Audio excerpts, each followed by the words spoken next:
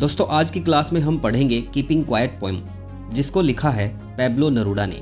Pablo नेरूडा इस poem के जरिए हमें मैसेज देना चाहते हैं कि इंसान को अपनी भाग दौड़ भरी जिंदगी में से कुछ पल फुर्सत के निकाल कर आत्ममंथन, आत्मचिंतन यानी कि इंट्रोस्पेक्शन जरूर करना चाहिए, जिससे इंसान ये जान जाएगा कि वो वास्तव में गलत रास्ते पर चल रहा है या सही रास्ते पर। वो ये जान पाएगा कि वो वास्तव में जीवन में क्या चाहता है।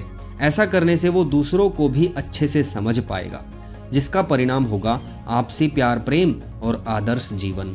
इंट्रोस्पेक्शन करने से इंसान ये भी जान पाएगा कि वो डेवलपमेंट के चक्कर में प्रकृति को कितना ज़्यादा नुकसान पहुंचा रहा है। और यदि इस धरती पर हर इंसान इंट्रोस्पेक्शन करना शुरू कर दे तो ये संसार शांतिपूर्ण हो जाएगा। कोई किसी से नहीं लड़ेगा, सभी एक दूसरे को समझने लगेंगे और भाईचारे के साथ रहने लगेंगे। कोई भी व्यक्ति विकास के चक्कर में प्रकृति को नुकसान नहीं पहुंचाएगा और यहाँ तक कि वर्ल्ड वॉर्स भी रुक जाएंगे। पोएम की शुरुआत में ही पैब्लो नेरूडा हमसे अपील करते हुए कहते हैं कि मैं 12 तक गिनूंगा और हम सब शांत हो जाएंगे। पोइट हमसे 12 तक गिनने को ही क्यों कहते हैं? क्योंकि 12 यहाँ पर सिंबल है दिन के 12 घंटों का और साल के 12 महीनों का। जिस प्रकार से घड़ी में जब 12 बजते हैं तो सारे कांटे एक जगह पर आकर के मिल जाते हैं, उसी प्रकार से पोएट भी हमसे चाहते हैं कि हम सभी भी एक पल ऐसा जरूर चुनें जहां पर आकर हम रुक जाएं और हम सब एक हो जाएं। उस पल में हम रुक कर ये विचार करें कि क्या हम जो कर रहे हैं वो सही है, क्या हमारे जीवन का रास्ता सही दिशा में जा रहा है, कहीं हम किसी को नुकसान तो नहीं पहुंचा रहे हैं। ये ठहराव, ये इंट्रोस्पेक्शन हमारे लिए बहुत ही जरूरी है, क्योंकि इसी समय में हमारा अंतर्मन हमें आवाज देगा कि हम क्या गलत कर रहे हैं और क्या सही कर रहे हैं। पैब्लो नेरूडा हमसे चाहते हैं कि इस समय में हम किसी भी लैंग्वेज का इस्तेमाल ना करें, यहाँ तक कि सांकेतिक भाषा का भी इस्तेमाल ना करें। सारी भागदौड़ रुक जाए, सारे इंजन, सारे मशीनें रुक जाएं, सब शांत हो जाएं, सब जहाँ पर हैं वहीं पर ठहर जाएं और इंट्रोस्पेक्शन करें। पैब्लो नेरूडा ये भी कहते हैं कि हमें अपने आर्म्स को भी इतना ज़्यादा मूव नहीं करना चाहिए, इतना ज़्यादा नहीं हिलाना चाहिए। आर्म्स के यहाँ पे 2 मीनिंग हैं। एक मीनिंग तो है हमारे हाथ, जिनका प्रयोग हम दिन से रात तक करते रहते हैं प्रोग्रेस करने के लिए। दूसरा मीनिंग है हथियार, जिनका प्रयोग हम अपनी ताकत दूसरों पर दिखाने के लिए करते रहते हैं। आर्म्स का यूज करके, हथियारों का यूज करके हम पूरे विश्व पर अधिकार जमाना चाहते हैं और जिसका परिणाम वर्ल्ड वॉर्स होते हैं। इन्हीं आर्म्स का प्रयोग करके, इन्हीं हथियारों का प्रयोग करके ही हम प्रकृति को भी नुकसान पहुंचा रहे हैं। हम इन आर्म्स का प्रयोग करना बंद कर देंगे और शांत हो जाएंगे और इंट्रोस्पेक्शन करेंगे, आत्मचिंतन करेंगे, आत्ममंथन करेंगे। वैसे तो ऐसा होना असंभव है कि पूरा संसार एक हो जाए, पूरा संसार रुक जाए, परंतु यदि ऐसा हो जाए तो क्या ये एक स्ट्रेंज मोमेंट नहीं होगा? तो क्या ये एक एग्जॉटिक मोमेंट नहीं होगा कि पूरा संसार जहाँ है वहीं रुक जाए? सारे वाहन, सारे कारखाने, सारे इंजन, सब लोग रुक जाएं, सारी भाग दौड़ रुक जाए, सब ठहर जाएं और इंट्रोस्पेक्शन करें। ये एक एग्जॉटिक मोमेंट होगा, ये एक स्ट्रेंज मोमेंट होगा जो पहले कभी नहीं हुआ है। और यदि ऐसा हो गया तो पोइट कहते हैं कि लोगों को समय मिल जाएगा ये जानने के लिए कि वो कितना गलत कर रहे हैं, वो प्रोग्रेस के चक्कर में कितनी चीज़ों को दांव पर लगा रहे हैं। और फिर फिशरमैन जैसे, यानी कि मछुआरों के जैसे व्यस्त से व्यस्त रहने वाले लोग भी मछलियां पकड़ना छोड़ देंगे। यहाँ पर पोइट कहते हैं फिशरमैन वेल्स को पकड़ना छोड़ देंगे। फिशरमैन यहाँ पर सिंबल है इंसान का, जो इतना ज़्यादा एम्बिशियस हो गया है, इतना ज़्यादा महत्वाकांक्षी हो गया है कि उसने वेल्स जैसी मछली को भी पकड़ने की हिम्मत दिखानी शुरू कर दी है। और वेल्स यहाँ पर सिंबल है नेचर का, यानी कि इंसान की हिम्मत इतनी बढ़ गई है कि उसने नेचर को भी हार्म करना शुरू कर दिया है। फिर पोइट बात करते हैं सॉल्ट गैदरर की, नमक इकट्ठा करने वाले व्यक्ति की। नमक इकट्ठा करने वाला व्यक्ति पूरा दिन नमक इकट्ठा करते रहता है। वो ये भी नहीं देखता कि उसकी इस एक्टिविटी से उसके खुद के हाथ कितने ज़्यादा गल गए हैं। उसके पास समय ही नहीं है अपने आप को एनालाइज करने का। वो भी रुक जाएगा और वो भी देखेगा कि उसने खुद को कितना हार्म किया है। यहाँ पर पोइट हमसे कहना चाहते हैं कि हम आम इंसान अपने जीवन के लक्ष्यों को पाने के लिए खुद को, अपनों को और हर प्रकार से प्रकृति को कितना ज़्यादा हार्म पहुंचा रहे हैं। एक आम इंसान प्रोग्रेस के चक्कर में अपने आप को इमोशनली, फिजिकली और मेंटली हर प्रकार से नुकसान पहुंचाता है, लेकिन वो प्रोग्रेस ओरिएंटेड होने के कारण इन चीज़ों को देख ही नहीं पाता।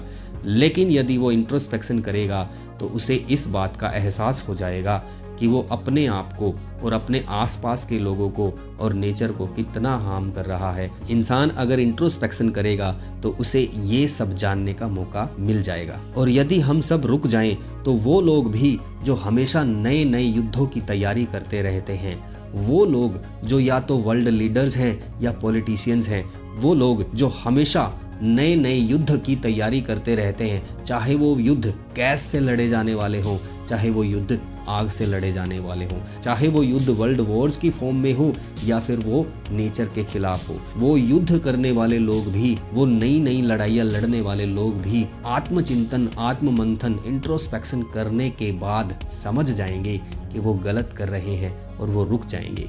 वो ये समझ जाएंगे वो नेचर के खिलाफ जो लड़ रहे हैं, अंत में एक दिन वो जीत जाएंगे, नेचर हार जाएगी, परंतु वो सच में इंसान की ही हार होगी, क्योंकि नेचर पे विजय पाने के बाद इंसान ही नहीं बचेगा। उस विक्ट्री को सेलिब्रेट करने के लिए इंसान ही नहीं बचेगा। ये बात जिस दिन उन लड़ाई लड़ने वालों को समझ में आ जाएगी, चाहे वो लड़ाई नेचर के खिलाफ हो, इंसान की इंसान के खिलाफ हो, वो रुक जाएगा और वो नए कपड़े पहन लेगा। नए कपड़े का मतलब है वो नई सोच धारण कर लेगा, ऐसी सोच जिसमें मलिनता नहीं होगी, जिसमें वैर भाव नहीं होगा, जिसमें भाईचारे की भावना होगी। वो अपने दुश्मनों को अपना भाई मान लेगा, वो दूसरों को समझने लगेगा और फिर पूरा वातावरण शांति प्रिय हो जाएगा और उस शांति की छाया में सब एक दूसरे के साथ चहलकदमी करेंगे। अब पोइट ये भी कहता है कि जो मैं कह रहा हूँ उसका गलत मतलब मत निकाल लेना। इसका ये मतलब मत निकाल लेना कि मैं आप लोगों को काम छोड़कर खाली बैठने के लिए बोल रहा हूँ, मैं आप लोगों को आलसी बनने के लिए बोल रहा हूँ, मैं आपको इनएक्टिव होने के लिए नहीं बोल रहा हूँ, बल्कि लाइफ का दूसरा नाम ही एक्टिविटी है। जब प्रकृति में सारी चीज़ें इनएक्टिव नज़र आती हैं, जब पौधों से, पेड़ों से पत्ते गिर जाते हैं, ऐसा लगता है कि कोई भी एक्टिविटी नहीं है, सब कुछ बेजान हो गया है, तब भी अंदर ही अंदर एक एक्टिविटी चलती रहती है, एक पुनः निर्माण की प्रक्रिया चलती रहती है और उस प्रक्रिया का रिजल्ट कुछ समय के बाद हरियाली के तौर पर दिखाई देता है। तो मैं भी यही चाहता हूँ कि आप लोग भी इस ठहराव में पुनः निर्माण करें और ऐसा निर्माण करें जो आदर्श समाज का निर्माण करें, एक आदर्श संसार का निर्माण करें, जिसमें खुशियाँ हों, जिसमें आपसीपन हो, भाईचारा हो और सभी को एक साथ लेकर के चलने की भावना हो, प्रकृति के साथ मिल करके प्रोग्रेस करने की भावना हो।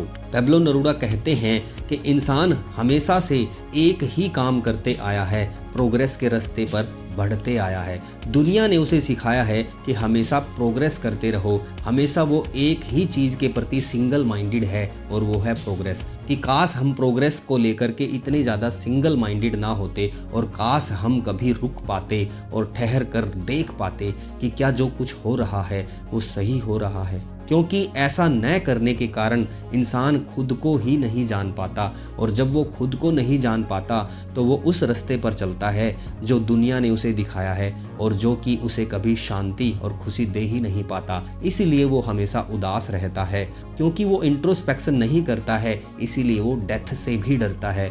तो ये दो चीज़ें जो इंसान को हमेशा परेशान करती है, एक तो सैडनेस अपने आप को न जानने की और एक डेथ से डरने की, वो सिर्फ इस कारण से है क्योंकि इंसान इंट्रोस्पेक्शन नहीं करता है, वो नहीं ठहरता है, वो भाग दौड़ में लगा रहता है, वो इतना ज़्यादा व्यस्त रहता है कि उसके पास समय ही नहीं रहता अपने आप से बात करने के लिए, अपने आप को जानने के लिए। तो पोइट हमें यहाँ पर एग्जाम्पल दे करके बताते हैं, शायद प्रकृति हमें सिखा सकती है कि हमें डेथ से बिल्कुल भी नहीं डरना चाहिए, क्योंकि जब प्रकृति में सारी चीज़ें मृत नज़र आती हैं, सब कुछ खत्म हो जाता है, पेड़ों पर पत्ते नहीं रहते, तब भी प्रक्रिया चलती रहती है। उसके कुछ समय के बाद पुनः निर्माण होता है, सब कुछ दोबारा से नया जीवन लेकर के दोबारा से प्रकट होता है। तो इसीलिए इंसान का जीवन भी ऐसा ही है, हमें डेथ से नहीं डरना चाहिए और यदि इंसान इंट्रोस्पेक्शन करेगा तो वो ये सब जान जाएगा। वो सब कुछ जान जाएगा, वो ये जान जाएगा कि वो सच में क्या चाहता है और दूसरे लोगों को भी वो समझ पाएगा। क्योंकि प्रकृति हमें सिखाती है कि चीज़ें जब लाइफ लेस नज़र आती है तो अंदर एक पुनः निर्माण की प्रक्रिया चलती है जो उसे बाद में फुल ऑफ लाइफ बना देती है।